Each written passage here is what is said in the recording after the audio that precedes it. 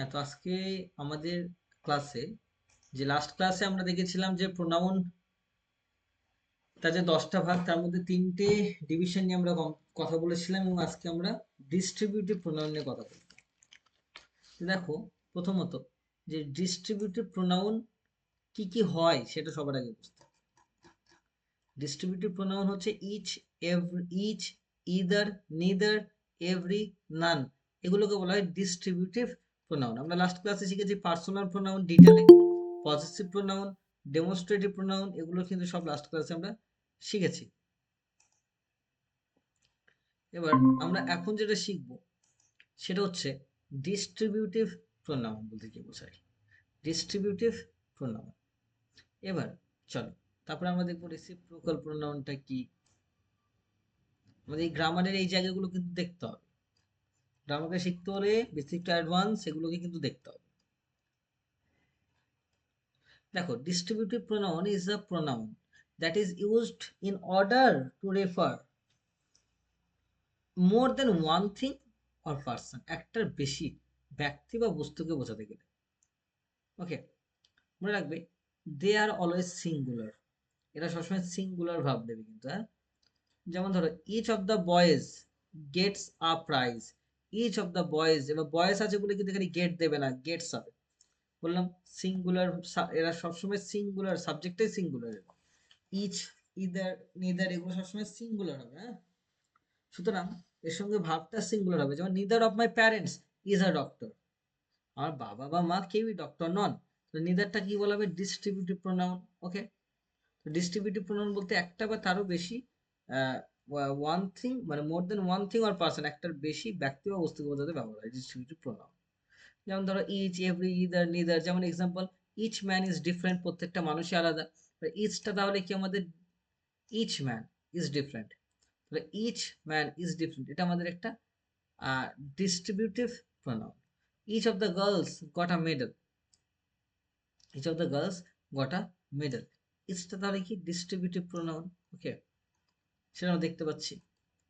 দেখো, you may select either of the two days, ইদারটা হচ্ছে ডিস্ট্রিবিউটিভ প্রোনাউন। এগুলো এবার আমরা আসবো রেসিপ্রোকাল প্রোনাউনটা কি। দেখো, রেসিপ্রোকাল প্রোনাউন মানে হচ্ছে মিউচুয়াল রিলেশনশিপ বোঝায়।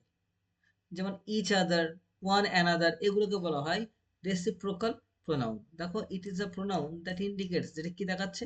এ মিউচুয়াল রিলেশনশিপ, একটা সম্পর্ক between two objects or subjects. Subjects বা অবজেক্টস এর মধ্যে কিন্তু একটা রিলেশনশিপ বোঝায় রেসিপ্রোকাল প্রোনাউন। ওকে, এবার দেখো, এই যে রেসিপ্রোকাল প্রোনাউন আমরা দেখলাম ইচ আদার, ওয়ান অ্যানাদার, এগুলোকে বলা হবে রেসিপ্রোকাল প্রোনাউন। তারপর আমরা দেখবো রিফ্লেক্সিভ প্রোনাউন। রিফ্লেক্সিভ প্রোনাউন বলতে কি? A pronoun that reflects back noun or pronoun, noun বা প্রোনাউনকে যদি রেফার করে। যেমন আই হেল্প মাইসেলফ, আমি নিজেকে হেল্প করি। মাইসেলফ মানে কি? নিজেকে রেফার করছে, সুতরাং এটাকে কি বলা হবে? Reflexive pronoun, reflexive pronoun. Okay, আচ্ছা, এমপ্যাথিক প্রোনাউন। এমপ্যাথিক প্রোনাউনটা কি? It is a pronoun for the sake of emphasis. এটা হচ্ছে for the sake of emphasis, EMPHASIS, কোনো কিছু জোর দিয়ে বোঝাতে, সেটাকে বলা হয় এমপ্যাথেটিক প্রোনাউন। যেমন he made the cake for himself, সে নিজের জন্য কেকটা তৈরি করেছে। The CM herself came here, CM নিজেই যেন এখানে এসেছিল। এবার দেখো, রিফ্লেক্সিভ আর এমপ্যাথেটিক দেখতে কিন্তু অনেকটা একই। ওকে, যে কারণে এগুলো হিমসেলফ হারসেলফ, ওগুলো হিমসেলফ হারসেলফ, কিন্তু রিফ্লেক্সিভ প্রোনাউন কি সাবজেক্ট হিসেবে ব্যবহার হয়। আর এমপ্যাথেটিকে এমফ্যাসিস মানে জোর দেওয়াটা খুব বেশি থাকবে, এটাই যা। ওকে, আর মনে রাখবে রিফ্লেক্সিভ সবসময় অবজেক্ট হিসেবে ব্যবহার হয়, আর এমপ্যাথেটিক কি হবে?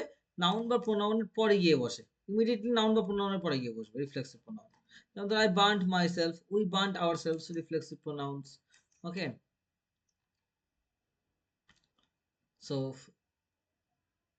দেন আমরা আসবো এমপ্যাথেটিক প্রোনাউন। আচ্ছা দেখো, এই যে you burned yourself, reflexive pronoun, কিন্তু যখন বলছে আই মাই সেলফ স হার, দেখো একদম ডিরেক্ট সাবজেক্টে পরে হচ্ছে। উই আওয়ার সেলফ একদম পরে হচ্ছে, এগুলোকে বলে এমপ্যাথেটিক, মানে অতিরিক্ত জোর দেওয়ার জন্য বলা হয়। You burned yourself, she burned yourself, এগুলোর ক্ষেত্রে। ওকে, এগুলোর ক্ষেত্রে কি বলতো? সাবজেক্ট কে রেফার করছে? ইটসেলফ বলতে ডগ কে বোঝাচ্ছে এখানে, হারসেলফ বলতে শি কে বোঝাচ্ছে। এখানেও মাইসেলফ বলতে আইকে বোঝাচ্ছে, কিন্তু দেখো একদম সাবজেক্ট বা নাউন বা প্রোনাউনের একদম পরে বসে এমপ্যাথেটিক প্রোনাউন। ওকে, অতিরিক্ত এমফ্যাসিস করার জন্য মনে রাখবে এগুলোকে। তো এই হচ্ছে আমাদের যে বেসিক্স জায়গাগুলো, সেগুলো কিন্তু আমরা ক্লিয়ার করব। ওকে, এবার দেখো মানে প্রোনাউন সম্পর্কে যে বেসিক আইডিয়াটা আমাদের থাকা দরকার, আমাদের যে প্রোনাউনের 10টা ভাগ কি এবং সেগুলো কি কি হয়, সেগুলো কিন্তু আমরা দেখলাম। ওকে, এছাড়া আমাদের কি রয়েছে দেখব। ওয়েট, এই যে তোমাদের লিস্টটা প্রথমে দিয়েছি, আমরা আগের দিন পার্সোনাল, পজিটিভ, ডেমনস্ট্রেটিভ করেছি, আজকে ডিস্ট্রিবিউটিভ, রেসিপ্রোকাল, রিফ্লেক্সিভ, এমপ্যাথেটিক দেখেছি। এবার বাকি থাকলো কি কি, ইনডেফিনাইট, রিলেটিভ, আর হচ্ছে ইন্ট্রোগেটিভ প্রোনাউন। দেখো ইনডেফিনাইট প্রোনাউনটা কি, জেনারেল মিনিং এর জন্য, everybody can do this, everybody, somebody, nobody, anybody, everybody, someone, no one, anyone, everything, something, nothing, anything, all, some, any, both, another, much, few, little, এগুলোকে বলা হয় ইনডেফিনিট প্রোনাউন, মানে নির্দিষ্ট করে বলা থাকে না। আমি বলবো এনিবডি ক্যান ডু দ্যাট, যে কেউ এটা করতে পারে। বললাম এনিবডি ক্যান ডু দ্যাট, এনিবডিটা কি আমরা নির্দিষ্ট করে বলছি না, কিন্তু জেনারেল একজনকে বোঝানোর চেষ্টা করছে, যে কেউ হতে পারে। এটাকে বলে ইনডেফিনাইট, এটাকে বলে ইনডেফিনাইট, ওয়েট ওয়েট প্লিজ,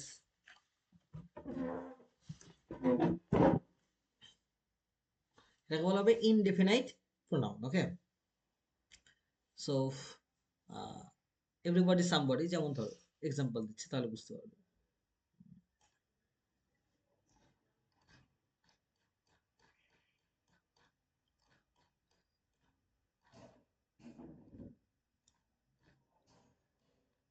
হুম, যে দেখো everyone can do that, one hardly knows what to do, এই যে একজন খুব কমই জানে যে কি করতে হবে, তাহলে ওয়ানটা কি, একজনকে রেফার করছে, তাহলে সুতরাং সেটা ব্যক্তিটা নাউন বা প্রোনাউন, যেহেতু কোনো নাম বোঝাচ্ছে না তাহলে এটা প্রোনাউন হবে।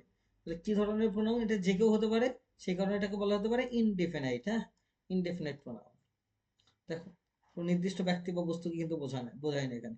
বললাম any one can do this, okay, none of them has completed his work, তার মধ্যে কেউই এই কাজটা কমপ্লিট করতে পারেনি, এগুলো সবই ইনডেফিনাইট প্রোনাউন। এবার আমরা আসবো রিলেটিভ প্রোনাউন। রিলেটিভ প্রোনাউন বলতে কি, ডাব্লিউএইচ ওয়ার্ডস, ধরো হু, হুইচ, দ্যাট, এগুলো কিন্তু যদি এটা একটা সম্পর্ক তৈরি করে দেয়, তখনই কিন্তু এটা একটা রিলেটিভ প্রোনাউন হবে। ওকে, সুতরাং এটাকে বলবো আমরা রিলেটিভ প্রোনাউন, মানে কি একটা রিলেশনশিপ তৈরি করে দেয়। কারণ আমি বললাম I have found the pen, আমি পেনটা খুঁজে পেয়েছি, হুইচ আই লস্ট, যেটা আমি হারিয়েছিলাম। এবার হুইচটা কি, এটা হচ্ছে এই যে, হুইচ বলতে কোনটা, এই যে পেনটাকে রেফার করছে, যেটা ও হারিয়েছে আই লস্ট, তাহলে বাক্যের আগের অংশের সঙ্গে পরের অংশের সঙ্গে কিন্তু একটা মিল ঘটিয়ে দিচ্ছে, একটা সম্পর্ক তৈরি করছে, এই জন্য কে বলে relative pronoun. I meet Hari who was just return, আমি হরির সঙ্গে দেখা করলাম, হু, এবার হু বলতে কাকে বলছে, হরিকে রেফার করছে। এবার এই যে, এটাকে বলে রিলেটিভ প্রোনাউন, মানে আগের অংশের সঙ্গে পরের অংশের একটা সম্পর্ক তৈরি করে দিচ্ছে কিন্তু এই হুটা। কিন্তু যদি বলি হু আর ইউ, তুমি কে, তখন কিন্তু হুটা হয়ে যাবে আমাদের ইন্ট্রোগেটিভ প্রোনাউন। ওকে, তো দেখো